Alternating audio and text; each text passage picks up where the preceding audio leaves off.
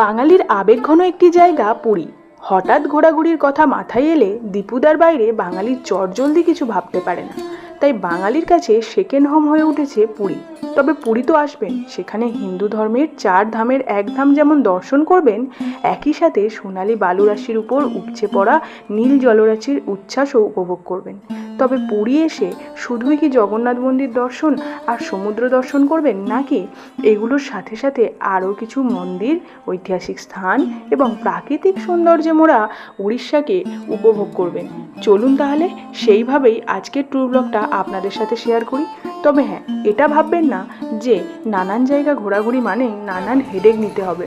সমস্ত হেডেক এখন ওড়িশা সরকারের আন্ডার থেকেই করা হয়েছে। সমস্ত হেডেক তাদের উপরে ছেড়ে দিয়ে সুন্দরভাবে ঘোরাঘুরি কমপ্লিট করতে পারেন আপনিও। তাহলে চলুন শুরু করা যাক আজকের ব্লগ। বাড়ির থেকে রওনা দিয়েছিলাম হাওড়ার উদ্দেশ্যে। হাওড়া থেকে পুরী সুপারফাস্ট এক্সপ্রেস ধরে চলে এলাম। পরের দিন সকালে নেমেই আমাদের হোটেল বুক ছিল জেএস ইন্টারন্যাশনাল। পরে আপনাদের সাথে হোটেলে যাবতীয় তথ্য শেয়ার করব। বেশ খানিকক্ষণ ফ্রেশ হয়ে প্রথম দিন সকালে চলে এলাম সমুদ্র সৈকতে। চারিদিকটা ভালো করে সুন্দরভাবে এই প্রাকৃতিক সৌন্দর্য উপভোগ করলাম এবং সাথে বেশ কিছুক্ষণ সময় কাটালাম। আর পুরী এলে এই জিনিসগুলো খাওয়া হবে না সেটা তো হতেই পারে না, মদনমোহন আর এই সরভাজা। যাই হোক, সব কিছু মিলিয়ে আমরা সবটাই টেস্ট করলাম।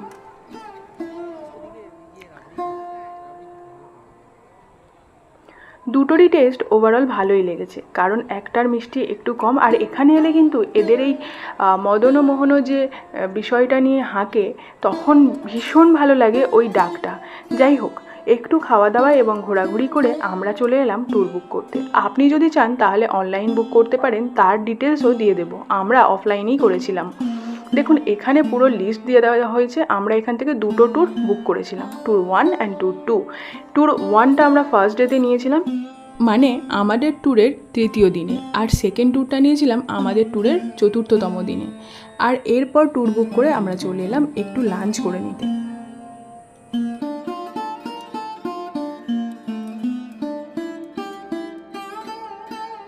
লাঞ্চ সেরে আমরা বেশ কিছুক্ষণ রেস্ট নিয়ে বেরিয়ে পড়েছিলাম মন্দিরের উদ্দেশ্যে, কারণ সন্ধ্যাবেলায় আমরা মন্দির দর্শন করব, সেই কারণে। আজ পুরীর প্রথম দিন, তো আমরা চলে এসেছি মন্দির চত্বরে। সকালবেলাটা সি বিচে বেশ কিছুক্ষণ টাইম কাটিয়ে এবার মন্দির চত্বরটা ঘুরতে চলে এসেছি বিকেলবেলা। তো তোমাদের সাথে সেটাই শেয়ার করব। মন্দিরের পুরো ভিডিও না করতে দিলেও তোমাদের সাথে বাইরেটা বেশ কিছুটা শেয়ার করতে পারি। তো চলো দেখা যাক।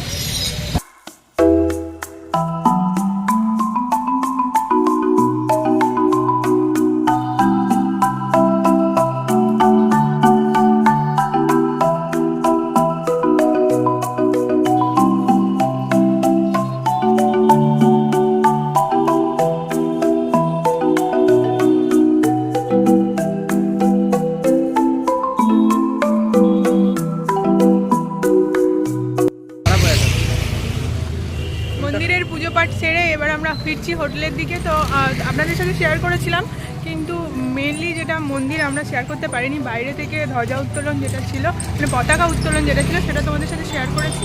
আর এবার ফিরছি রুমের দিকে। তো এরপর একটু সি বিচের দিকে যাওয়া হবে, সেটাই তোমাদের সাথে শেয়ার করবো। তো পুরীর ফার্স্ট ডে কেমন দেখলেন আর ভালো।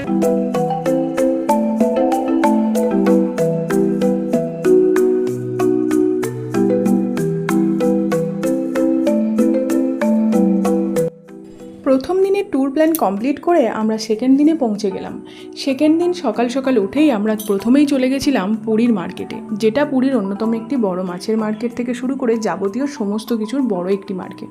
তো এই মার্কেটে আপনি সবটাই পাবেন। যারা পুরীতে এসে রান্না করে খেতে চাইছেন বা হোমস্টে নিতে চাইছেন, সেক্ষেত্রে আপনারা এসে এই বাজার থেকে সমস্ত বাজারঘাট করে খাওয়া দাওয়া করতে পারেন। এই মার্কেটটা বেশ বড় এবং সমস্ত কিছু পাওয়া যায় এই মার্কেটে। এখানকার মাছের মার্কেট এবং যাবতীয় মার্কেট দেখে বেরিয়ে পড়লাম আরও কয়েকটা জায়গা ঘোরাঘুরি। তবে আজকের সেকেন্ড দিনে যে জায়গাগুলো আমরা ঘুরবো, এটা কিন্তু আমরা নিজেরাই অ্যারেঞ্জ করেছি। এগুলো ওটিডিসির আন্ডারের ট্যুর নয়, কারণ আমরা যেহেতু তৃতীয় দিন থেকে ওটিডিসির ট্যুর পেয়েছি, সেই কারণে আমরা দ্বিতীয় দিনটা ঘুরে নিয়েছিলাম গুপ্ত বৃন্দাবন এবং পুরী মোহনা, আর তার সাথে ছিল আরও একটি মন্দিরও। তো যাই হোক, প্রথমেই সকালবেলা উঠে একটু মার্কেট ঘুরে তারপরেই ব্রেকফাস্ট সেরে আমরা বেরিয়ে গেলাম পুরী মোহনার উদ্দেশ্যে। টোটো ভাড়া নিয়েছিল 250 টাকার মতো। এখান থেকে বেরিয়ে আমরা এগিয়ে গেলাম পুরীর মোহনার উদ্দেশ্যে। এই জায়গাটি ভীষণ নির্জন এবং এই জলরাশির উচ্ছ্বাসটা দেখতে ভীষণ ভালো লাগবে। আর চারিদিকটা নির্জনতায় একেবারে পরিপূর্ণ। আর সেখানে আপনি যদি আসেন তাহলে অবশ্যই খুব ভালো লাগবে।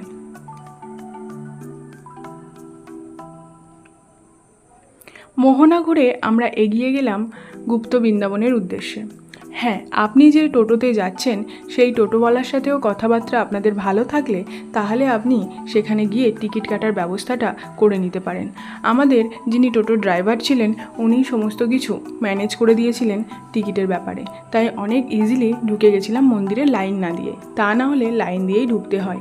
সবসময় যে ভিড় থাকে এমনটা নয়, তবে হ্যাঁ ম্যাক্সিমাম টাইম ভিড় থাকে। এবার দেখুন, এখানে এসে নানান কিছু দৃশ্য আমরা দেখেছি। এখানকার কি দেখেছি সেগুলো আপনাদের সাথে সমস্তটা শেয়ার করছি, দেখতে থাকুন।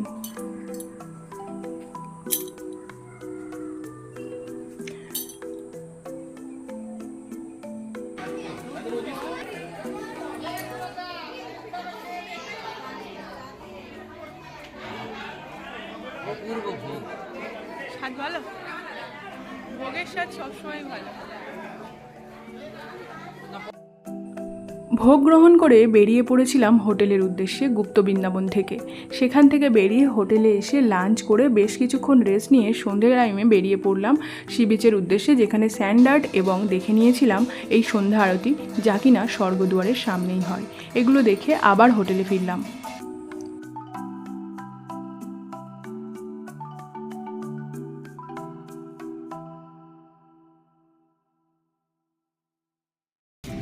আজকে পুরী তৃতীয়তম দিন। তো আজকের আমরা হাজির হয়ে গেছি পান্থনিবাসে। হোটেল থেকে বেরিয়েছি 5:30 আর এখানটার রিপোর্টিং টাইম ছিল 6:15। তো এখান থেকেই আমরা বাস বুক করেছি একটা ট্যুরের জন্য। তো ওটিডিসির আন্ডার থেকে যে ট্যুর অর্গানাইজ করা হয় সেই ট্যুরের একটা ট্যুর আমরা বেছে নিয়েছিলাম। আজকে তৃতীয়তম দিনে সেই ট্যুরের উদ্দেশ্যে আমরা রওনা দিলাম। আর সকালবেলা এখন বাজে প্রায় 6:10 মতো বাজে, 6:30টাতে গাড়ি ছাড়বে। আর আমরা এখানে পান্থনিবাসে চলে এসেছি। এখান থেকেই বাসগুলো সমস্তটা ছাড়ে। তো আমি আর আমার হাজব্যান্ড চলে এসেছি। দেখো, ও চারিদিক ঘোরাঘুরি করছে আর আমি এখানটাতে তোমাদেরকে ইন্ট্রোটা দিয়ে দিলাম। হোটেল থেকে পান্থনিবাস আসতে প্রায় টাইম লাগে 10 মিনিট, কিন্তু হাঁটা রাস্তায় আধ ঘন্টাও বলতে পারো। 2 কিলোমিটার মতো জার্নি করলেই পান্থনিবাস পৌঁছে যাবে হোটেলের কাছে। বা স্বর্গদুয়ার থেকে প্রায় 5-7 মিনিটের টোটোতে লাগে টাইম। তো আমরা চলে এসেছি টোটোতে। যাওয়ার সময় তোমাদের সাথে হেঁটে রাস্তাটা কভার করে দেখাবো। প্রথম দিনের ট্যুরের ডিপার্চার টাইম ছিল 6:30 এবং টিকিট ভ্যালু ছিল 535 টাকা। এবং এই ট্যুরের সবথেকে ভালো বৈশিষ্ট্য হলো বাসের সার্ভিস ভীষণ ভালো। সাথে থাকবেন একজন গভর্নমেন্ট গাইডম্যান, যিনি প্রতিটা জায়গায় যাওয়ার আগে তার ডিটেলস আপনাকে দিয়ে দেবে। আর হ্যাঁ, এখানকার যে সিট বুকগুলো এগুলো আগে থেকেই অ্যারেঞ্জ হয়ে যায়। আপনি যদি অনলাইন করেন সেক্ষেত্রেও, অফলাইন করলে সেক্ষেত্রেও। আর যিনি গাইডম্যান থাকবেন তিনি যাবতীয় তথ্য আপনাদেরকে দেবেন। আর এই ট্যুরের সারাদিনের খাওয়া দাওয়া খরচ কিন্তু আপনাদের নিজেদেরই।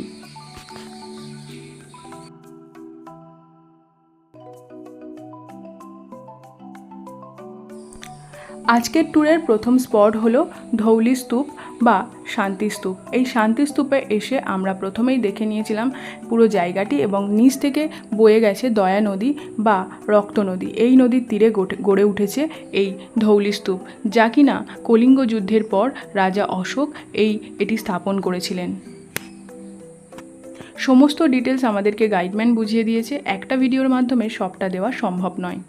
তবে এই ধৌলি স্তূপ আসার জন্য ওটিডিসির তরফ থেকে আরও একটি গাড়ি আমাদের জন্য প্রোভাইড করেছে, যেখানে ট্যুর গাইডম্যান আমাদেরকে আলাদা 2টো টিমে ভাগ করে দিয়েছিলেন। তার জন্য 2টো গাড়ি দিয়েছিলেন। সেই গাড়িতে করে আমরা ধৌলি স্তূপ পৌঁছেছিলাম। আবার নেমে বাসে করে আমরা চলে এলাম লিঙ্গরাজের মন্দির। देखिए ये तालाब को आप लोग देखिए, ये तालाब का नाम है देवी पादोहरा पुष्करिणी। देखिए आप तालाब का नाम है देवी पादोहरा पुष्करिणी। जब भुवनेश्वर एक जंगल था, ये जंगल का नाम था एकाम्र जंगल। और ये जंगल के अंदर पहले 2 असुर रहते थे, एक का नाम था बासु और एक का नाम था कीर्ति। ये बासु और कीर्ति को वध करने के लिए माता पार्वती ने काशी से आए थे। काशी से आकर इसी जगह में 2 असुर को जमीन के अंदर ही गाड़ दिए थे।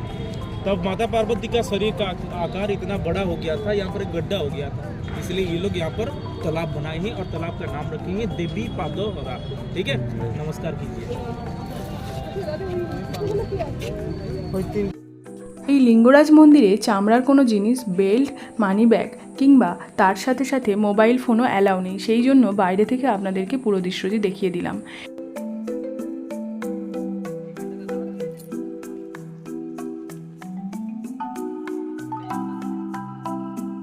তার পরের স্পট ছিল উদয়গিরি ও খণ্ডগিরি।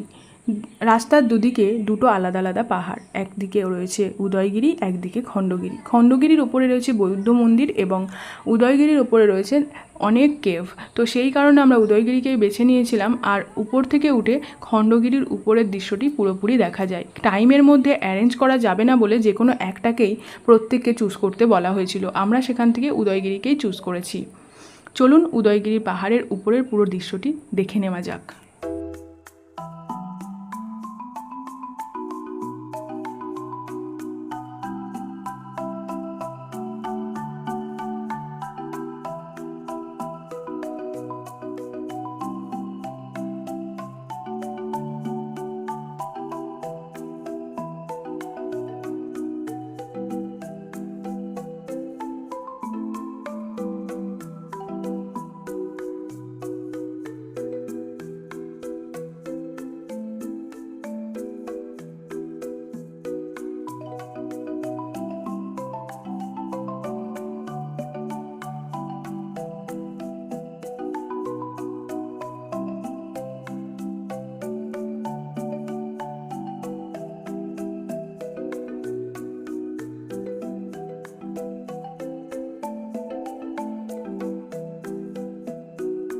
ট্যুরিজম থেকে একটা স্লট বুক করতে দিয়েছিল আমাদেরকে, তো আমরা উদয়গিরিটাকেই নিয়েছিলাম।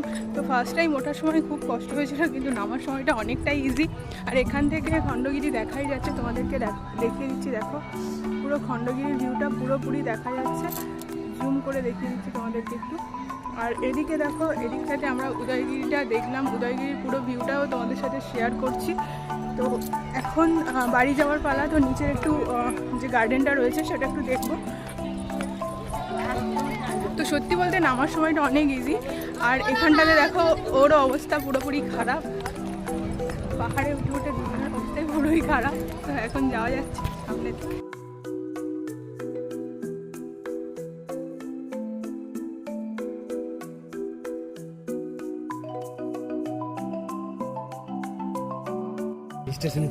উদয়গিরি খণ্ডগিরি পুরোপুরি কমপ্লিট করে এবার আমরা এগোচ্ছি নন্দনকাননের দিকে, তাই তো। Next spot Nandankanan.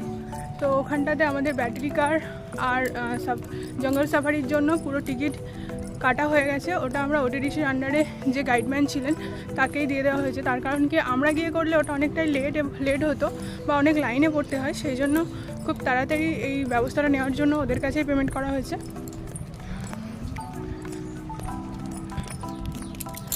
ফাইনালি এবার আমরা গাড়ির দিকে এগোচ্ছি, আর এবার আমাদের নেক্সট গন্তব্যস্থল নন্দনকানন। তো চলুন সেখানে গিয়ে দেখা হচ্ছে। নন্দনকাননে ব্যাটারি কারের টিকিট এবং জঙ্গল সাফারির টিকিটটা আমরা আগেই গাইডম্যানের কাছেই কেটে নিয়েছিলাম অনলাইন প্রসেসে। সেই কারণে আমরা আসতেই সাথে সাথে আমাদের জন্য সবটাই বুক ছিল, খুব বেশি দেরি হয়নি। সাথে আমরা গাইডম্যানকে পেয়ে গেছিলাম সমস্ত জন্তুদের ইতিহাস বলার জন্য।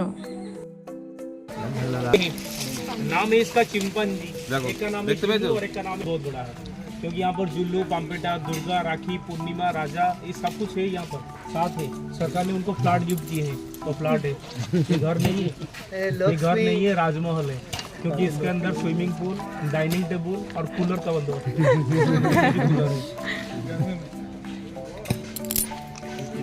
सुखी परिवार है ये, सिंगापुर থেকে। কোন জন্তু কোথা থেকে আনা হয়েছে সব ডিটেলস এই গাইডম্যানই আমাদেরকে জানিয়ে দিয়েছিলেন। এরপর আমরা কুমির, সাপ, কচ্ছপ এগুলো দেখতে চলে এসেছিলাম।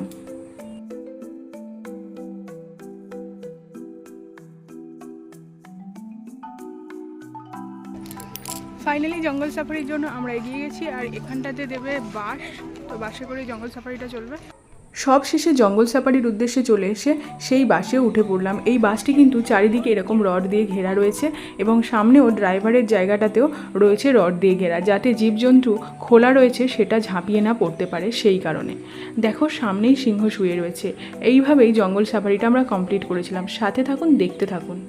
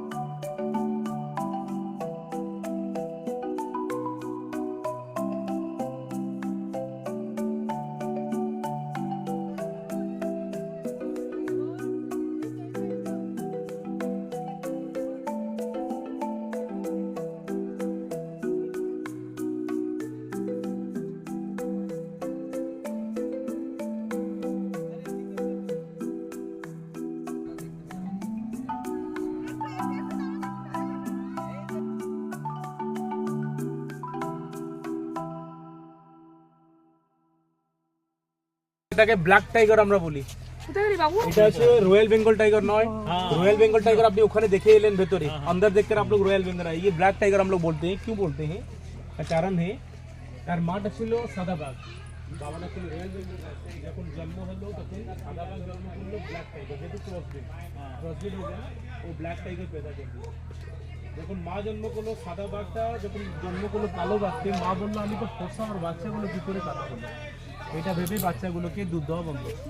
ঠিক 15 দিন পরে একটা বাচ্চা বাঘ মারা গেল। এই খবর পেয়ে নন্দনকানন কর্তৃপক্ষ এদেরকে বোতলে ফিডিং করে বড় করেছে। এখন কিন্তু এরা প্রত্যেকদিন মাংস খায়, डेली 12 केजी करके मांस खाते हैं। एक दिन एकादशी करते हैं सोमवार को। आइए आइए चलिए गाड़ी में बैठकर खाना पीना करने के लिए चलेंगे फिर कोणार्क। এখানে একটা সরকারি রেস্টুরেন্টও রয়েছে, আপনারা সেখান থেকে খাবার খেতে পারেন। আমরাও ঠিক সেই জায়গা থেকেই খেয়েছিলাম। জঙ্গল সাফারি কমপ্লিট করে এবার আমরা চলে যাচ্ছি লাঞ্চ করার দিকে, কারণ এখন গাড়িটা ছাড়বে।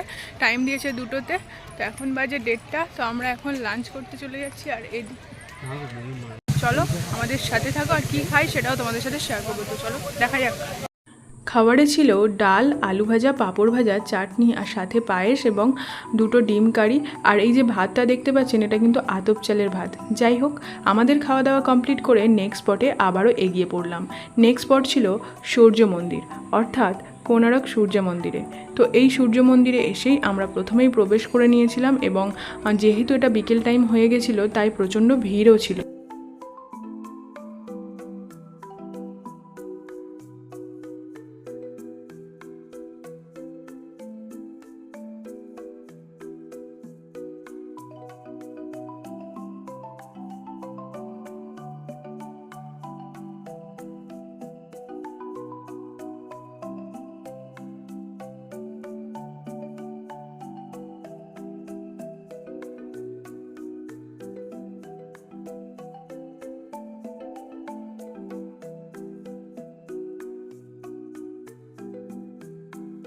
শিল্পীদের এত সুন্দর কাজ, পাথর খোদাই করে অপরূপ সুন্দরভাবে ফুটিয়ে তোলা এই কাজগুলি দেখতে অসম্ভব সুন্দর লাগছিল।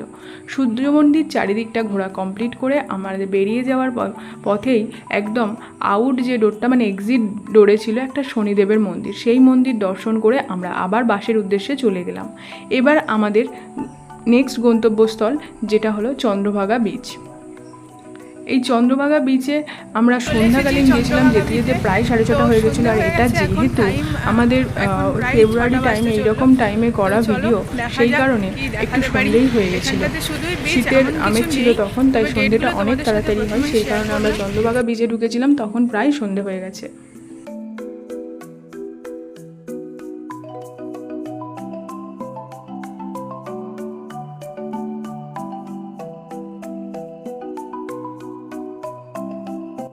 চন্দ্রভাগা বিচ ঘুরে তারপর আমরা স্যান্ড আর্ট মিউজিয়াম ঘুরে ফিরেছিলাম বাড়ির উদ্দেশ্যে, কারণ স্যান্ড আর্ট মিউজিয়াম ছিল আজকের ট্যুরের শেষ গন্তব্যস্থল।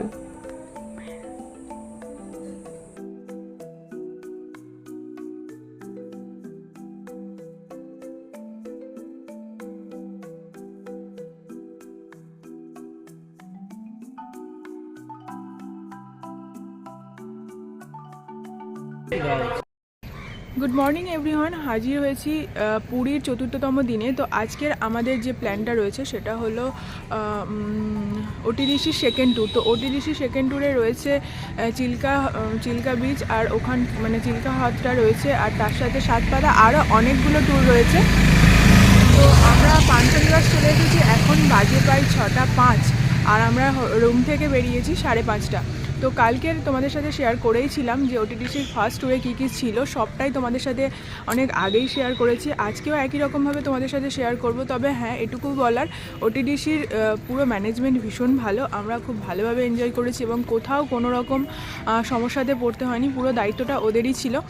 তো আজকেরও যে ট্যুর অর্গানাইজ করা হয়েছে সেটা কেমন কাটে আর কিভাবে সবটা এনজয় করা যায় তোমাদের সাথে শেয়ার করতে পারি, অবশ্যই তার জন্য পুরো ব্লগের সাথে থেকো আর দেখতে থাকো। অলরেডি আমরা পান্থনিবাস চলে এসেছি, বাস এলে তোমাদের সাথে বাকিটা শেয়ার করছি। তো চলো আজকের ব্লগটা এখান থেকে স্টার্ট করছি।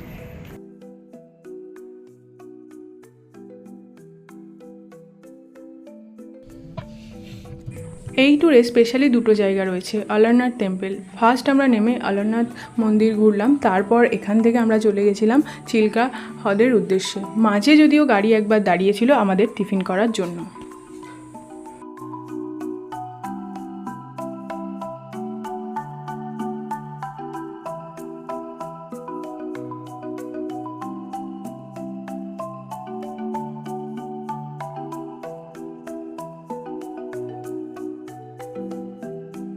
অবশেষে পৌঁছে গেলাম চিল্কা হ্রদে, যা ছিল এই ট্যুরের লাস্ট ডেস্টিনেশন।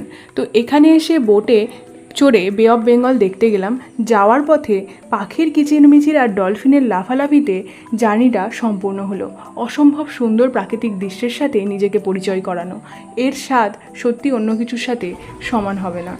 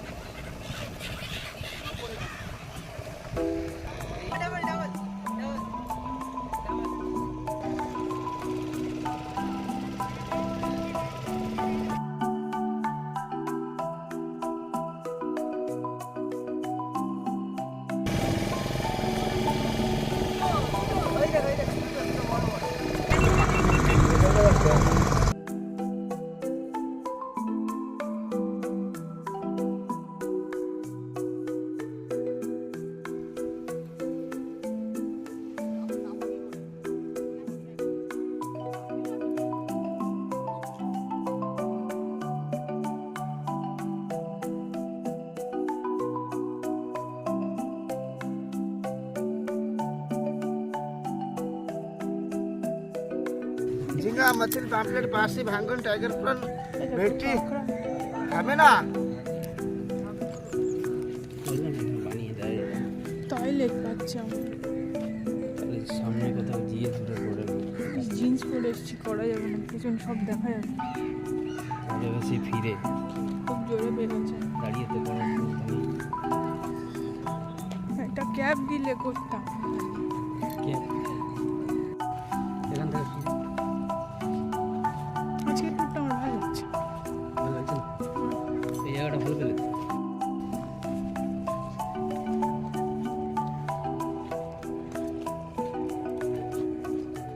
পুরো জঙ্গল আর জঙ্গল। বলবো, তুমি বলো। এই দ্বীপে কিন্তু আপনি আলাদা করে কোনো গাড়ি পাবেন না, তাই আপনার বোটই আপনার ভরসা। তাই ঠিক টাইমে বে অফ বেঙ্গলের এই সাইডটা ঘুরে আপনাকে চলে যেতে হবে বোটে। একদম সঠিক টাইমে গিয়ে বোটে আপনাকে চলে যেতে হবে, কারণ ওখান থেকেই সবাইকে গুনে একসাথেই বোটটি ছাড়া হয়। একটা বোট যদি ছেড়ে দেওয়া হয়, আপনার যদি যাত্রীবাহী বোট না থাকে, তাহলে কিন্তু আপনি দ্বীপে পৌঁছানো খুবই অসুবিধার হয়ে উঠবে। সেই হিসেবেই গাইডম্যান আগে থেকেই আমাদেরকে জানিয়ে দিয়েছেন।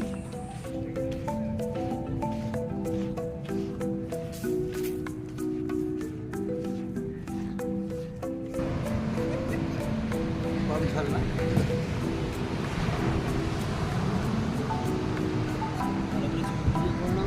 এটাও শুনি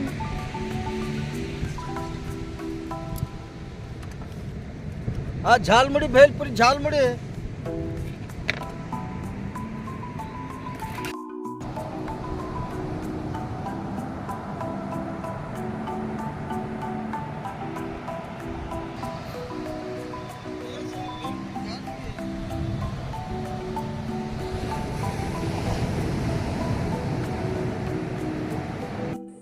এই দিনের জার্নিতে সারাদিনের সকালে সেই টিফিন আর তারপরে এই বিচে এসে একটা দোকান পাওয়া গেছে যেখানে অল্প একটু মশলা মুড়ির ব্যবস্থা রয়েছে। সেখান থেকে সামান্য কিছু খাওয়া দাওয়া করে আবার বেরিয়ে পড়লাম বোটের উদ্দেশ্যে। বোটে করে এবার আমাদের ফিরতে হবে চিল্কা দ্বীপে।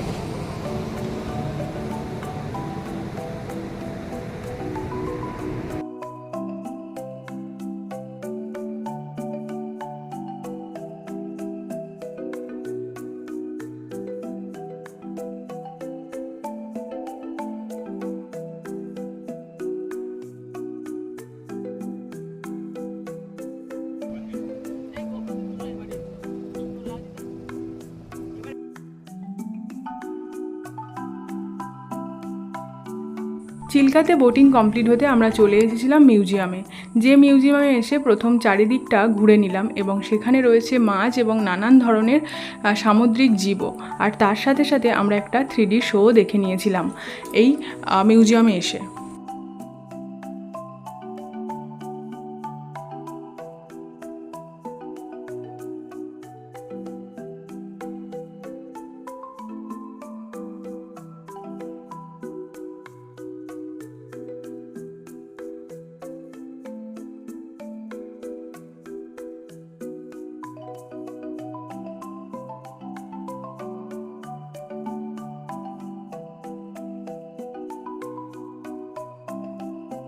চিল্কা ঘুরে চিল্কা মিউজিয়ামের পর 3D শো দেখে আমরা পান্থনিবাসের উদ্দেশ্যে বাসের জন্য রওনা দিলাম। বাস আমাদের পান্থনিবাস নামিয়ে দিল এবং হোটেলে আমরা রাতেই চলে এসেছিলাম।